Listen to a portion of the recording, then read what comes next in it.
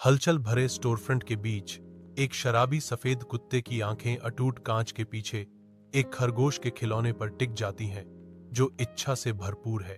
अचानक तीव्र इच्छा में सफेद कुत्ता बाधा को तोड़ता है, खरगोश के खिलौने को शुद्ध आवेग के एक साहसी कार्य में जब्त कर लेता है। एक सख्त पुलिस बिल्ली हाथ में बेसबॉल बैट लिए अराजक दृश्य में व्यवस्था बहाल करने के लिए दृढ़ संकल्प के साथ पीछा करती है। आतंक कुत्ते को जकड़ लेता है, क्योंकि वह निर्दयी शहर की सड़कों से दौड़ता है।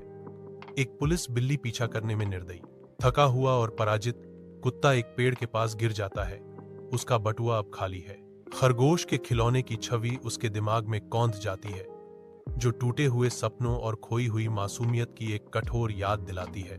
बारिश से रोते हुए आकाश के नीचे कुत्ता एक व्यस्त निर्माण स्थल पर अपने मोचन के मिशन पर निकल पड़ता है।